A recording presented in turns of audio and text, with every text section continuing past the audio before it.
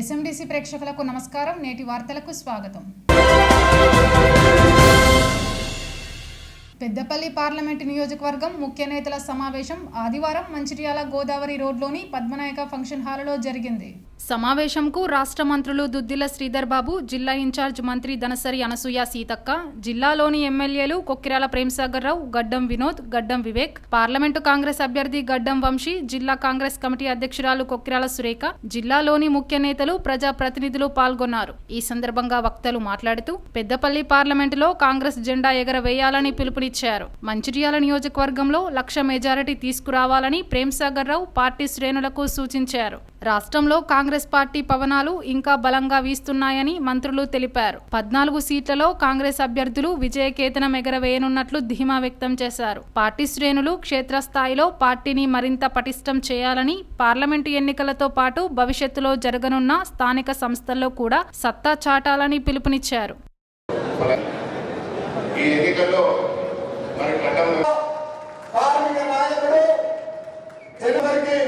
కాంగ్రెస్ కుటుంబ సభ్యులందరికీ సీతక్క గారు, జిల్లా ఇన్ఛార్జి మంత్రి గారు, సభకు నమస్కారం.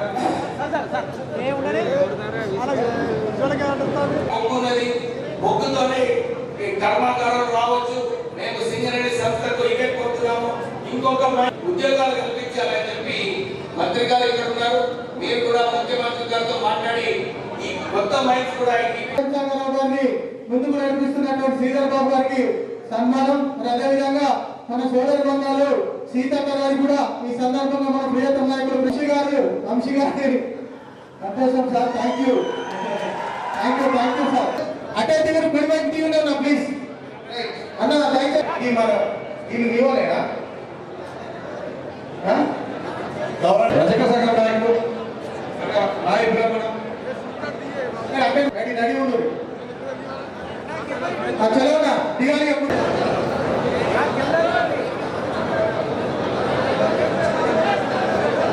మరి పార్టీ నాయకులకు, కార్యకర్తలకు, అశేషంగా తరలి వచ్చినటువంటి మక్కలకు, అన్నలకు, తమ్ములకు, కార్యకర్తలుగా కష్ట సుఖాలలో మరి పార్టీని కాపాడుతూ గత 10 సంవత్సరాలు ఎన్నో ఇబ్బందులు ఎదుర్కొన్నా వెనుకడు వేయకుండా మీరున్నారు కాబట్టి ఈ రోజు మేము మంత్రులు కాగలిగినాం, మరి ఎమ్మెల్యేలు కాగలిగినారు. రేపు తప్పకుండా ఈ ఎంపీ ఎలక్షన్ల తర్వాత ఇక్కడటువంటి అందరికీ కూడా ఏదో ఒక రూపంలో మరి మీరందరూ పదవులలో ఉంటారని కూడా నేను చెప్పదలుచుకున్నాను. ఇప్పటిదాకా మరి మా ఎన్నికలు జరిగినాయి, ఎమ్మెల్యే ఎన్నికలు. దానితోటి ఇవాళ రాష్ట్రంలో అధికారంలోకి వచ్చినాం. మరి ఇప్పుడు జరిగేది ఢిల్లీ ఎన్నికలు, ఆ తర్వాత వచ్చే ఎన్నికలు మీ ఎన్నికలు, గల్లీ ఎన్నికలు. మరి ఢిల్లీ ఎన్నికలలో ఈ స్టేజ్ మీద ఉన్న మీద మీకు ఏదైనా భిన్నాభిప్రాయాలు ఉంటే ఉండొచ్చు, కానీ అక్కడ ఉన్నటువంటి రాహుల్ గాంధీ గారి మీద, అక్కడ ఉన్నటువంటి సోనియమ్మ మీద, అక్కడ ఉన్నటువంటి మల్లికార్జున ఖర్గే గారి మీద మాత్రం మనకు ఎలాంటి భిన్నాభిప్రాయాలు లేవు. ఎందుకంటే ఆది నాయకత్వం మరి 34 సంవత్సరాల తర్వాత ఒక్కసారి రాహుల్ గాంధీ గారికి, ఇందిరమ్మ కుటుంబానికి ప్రధానమంత్రిగా అయ్యేటువంటి అవకాశం రావాలంటే ఇక్కడ నుంచి మరి మన వంశీ లాంటి సోదరులు మన పార్లమెంట్ నుంచి భారీ మెజారిటీతో మనం గెలిపించి పంపడమే మనం పార్టీకి ఇచ్చేటువంటి గొప్ప గౌరవం అని సందర్భంగా తెలియజేస్తారు. ఈ దేశ నలుమూలలో తిరిగినటువంటి నాయకుడు, కష్ట సుఖాలు చేసినటువంటి నాయకుడు, సామాన్యులతో సాహసం చేసే నాయకుడు రాహుల్ గాంధీ గారు. సంవత్సరానికి 2 కోట్ల ఉద్యోగాలు ఇస్తున్నారు బీజేపీ వాళ్ళు. అదే విధంగా ప్రతి ఒక్కరి అకౌంట్ లో 15 లక్షలు వేస్తా అన్నారు. అదే విధంగా ఈ జిల్లాలో, ఉమ్మడి ఆదిలాబాద్ జిల్లాలో విమానాశ్రయం చేస్తా ఉన్నారు. మరి అదే విధంగా సిమెంట్ ఫ్యాక్టరీ పునరుద్ధరిస్తామన్నారు, రైల్వేలు తీసుకొస్తా ఉన్నారు. అదే విధంగా అడవి బిడ్డలకు అన్ని హక్కులు ఇస్తామని చెప్పారు. ఇవాళ కాంగ్రెస్ ప్రభుత్వం అటవీ హక్కుల చట్టం ద్వారా ఈ ప్రాంతంలో భూములకు హక్కు కల్పిస్తే ఇదే మోడీ ప్రభుత్వం ఈ యొక్క అటవీ హక్కులకు చుట్టుపడిచి, అదే విధంగా సింగరేణి ప్రైవేటైజేషన్ చేస్తూ కార్మికుల యొక్క జీవితాలతో చెరగాటమాడేటువంటి చట్టాలు తీసుకొస్తూ ఆదాని అంబానీ తప్ప ఈ దేశంలో ఏ ప్రజలు కూడా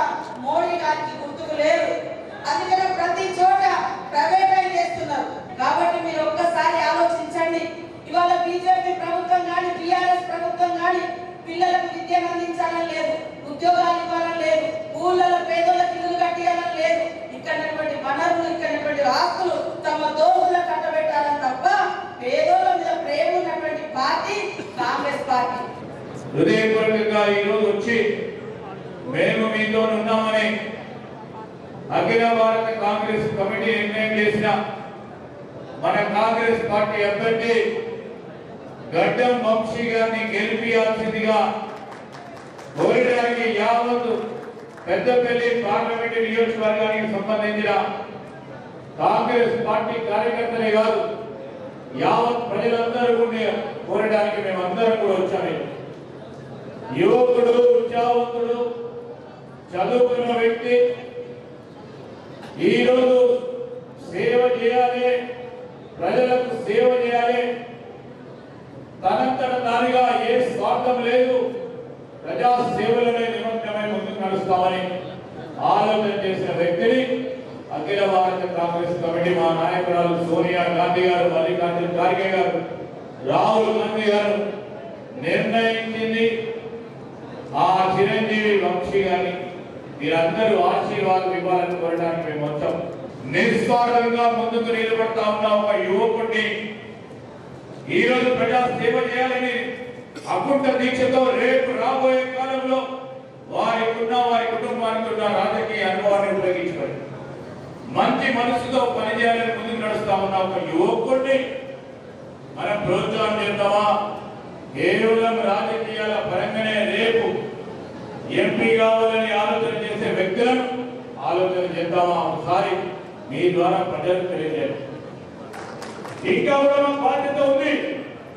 మేము ఇచ్చిన 6 వాగ్దానాలు 6 గ్యారెంటీలతో పాటు మేనిఫెస్టోలో పెట్టాల్సింది 5 సంవత్సరాల కాలంలో ఒక ప్రణాళిక సిద్ధం చేసుకొని గాడి తప్పిన ఆర్థిక వ్యవస్థను దారిలో పెట్టి ముఖ్యమంత్రి గారు, ఉప ముఖ్యమంత్రి, ఫైనాన్స్ మినిస్టర్ గా భట్టి గారు వారందరూ కూడా కూర్చొని గాడి తప్పిన ఆర్థిక వ్యవస్థను దారిలో పెట్టి ఈ రోజు ముందుకు తీసుకెళ్తున్న నేపథ్యంలో వాడు ఏమడుగుతా ఉన్నారు?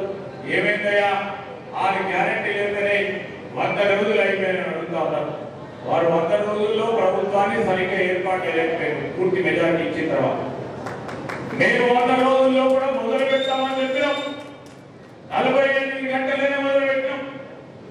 మనం అందరం మన కృషి ఈరోజు కాంగ్రెస్ పార్టీ గర్వంగా కాలు ఎగరేసుకొని ఏం చేసినాము మా గ్రామానికి, మా కుటుంబానికి అంటే కాలు ఎగరేసుకొని 500 రూపాయలకి సిలిండర్ ఇస్తున్నామా లేదా అని గర్వంగా నిలబట్టే ఒక కార్యాచరణ తీసుకున్నాం.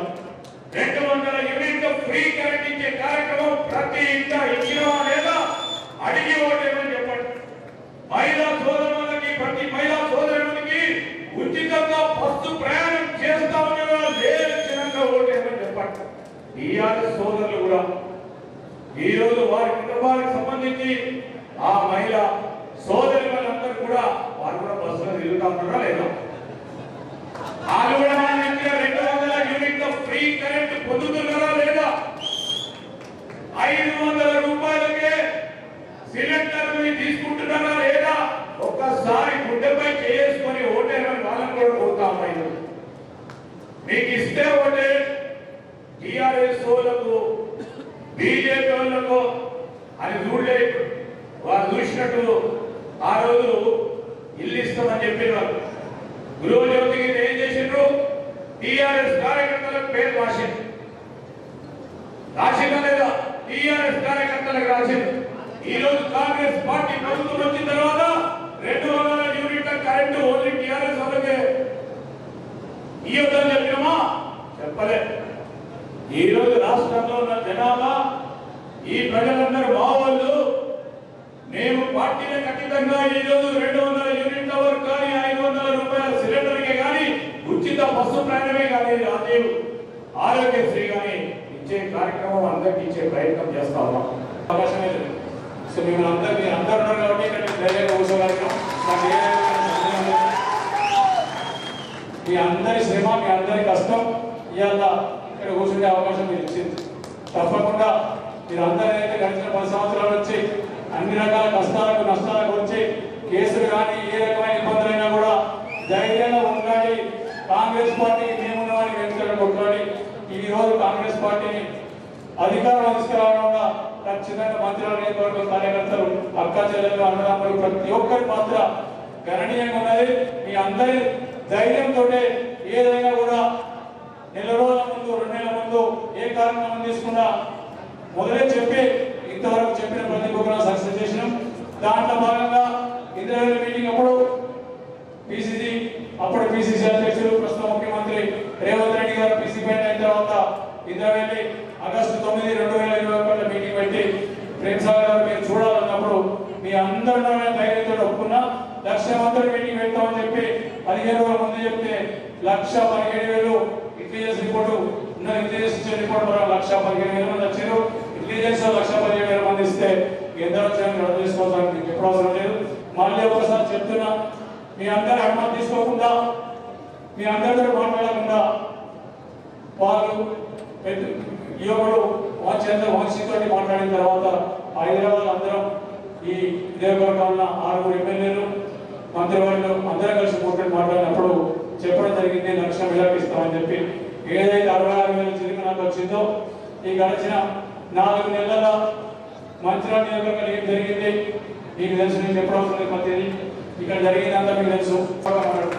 ఉన్నది సంక్షేమం కాంగ్రెస్ పార్టీ ఇచ్చిన పార్టీ చేయదు. ఎందుకంటే కాంగ్రెస్ పార్టీ ఎప్పుడు కూడా ప్రజల మంచి చెడులు, బాగోగులు, అన్ని కులాలను, అన్ని మతాలను, అన్ని జాతులను అందరినీ కలుపుకొని పోయే కాంగ్రెస్ పార్టీ కాబట్టి వీళ్ళందరూ ఇష్టపెట్టుకొని చేసినాం.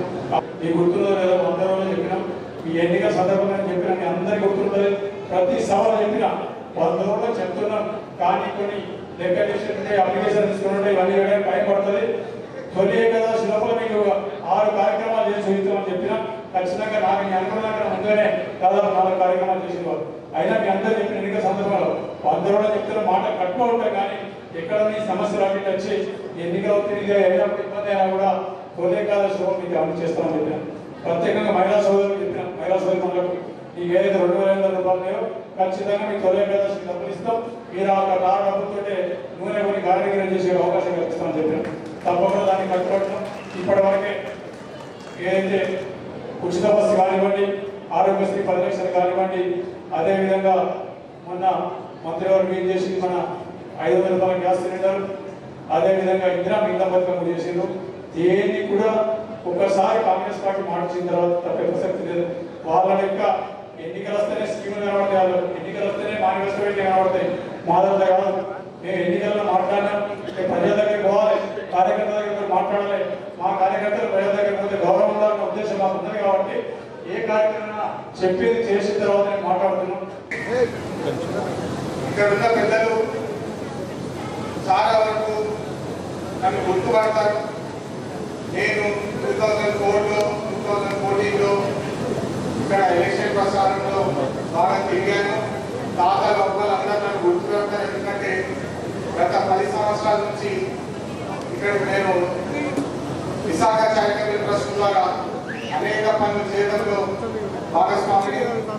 మీ అందరి ఆశీర్వాదంతో ఈరోజు కాంగ్రెస్ పార్టీ ఏఐసిసి హైకమాండ్ నాకు ఒక అవకాశం ఇచ్చింది. మీరు మీ ఆశీర్వాదం ఇస్తే నేను పార్లమెంట్ సభ్యుడిగా ఇక్కడ నుంచి చాలా పనులు చేసే ఉన్నాయి. మీ అందరికీ తెలిసిన విషయమే. గత 10 సంవత్సరాలు మనము ఈ బీఆర్ఎస్ ప్రభుత్వంలో ఎంత కోల్పోయామో మీ అందరికీ తెలుసు. మీ అందరూ కష్టపడి కాంగ్రెస్ పార్టీ జెండా పట్టుకొని గత 10 సంవత్సరాలు వాళ్ళు ఎన్ని కుట్రలు చేసినా, ఎన్ని తతంత్రాలు చేసినా వాళ్ళని ఎదుర్కొని ఈరోజు మన ప్రభుత్వం ఏర్పడిందంటే ప్రతి ఒక్కరికి నా హృదయపూర్వక ధన్యవాదాలు. ఈ అసెంబ్లీ ఎలక్షన్స్ లో ఇక్కడ మీరు ప్రేమ్ సాగర్ గారి మీద చూపించిన ప్రేమ, దాంట్లో కొంచెం నాకు పార్లమెంట్ ఎలక్షన్స్ అప్పుడు చూపిస్తే నాకు అత్యంతంగా మీ ఆశీర్వాదం ఉంటుందని భావించి మీరు ఎట్లయితే నాకు ఆశీర్వాదం ఇస్తారో అదే ఆశీర్వాదంతో నేను పార్లమెంట్లో మీ అందరి కోసము మీ రిప్రజెంటేటివ్ అయ్యి, మీ సిపాయిలు అయ్యి పార్లమెంట్లో పోరాడి మరి ఇక్కడికి దక్కాల్సిన నిధుల కోసము పోరాడి మరి తీసుకొస్తామని చెప్పి తెలియజేస్తున్నాను.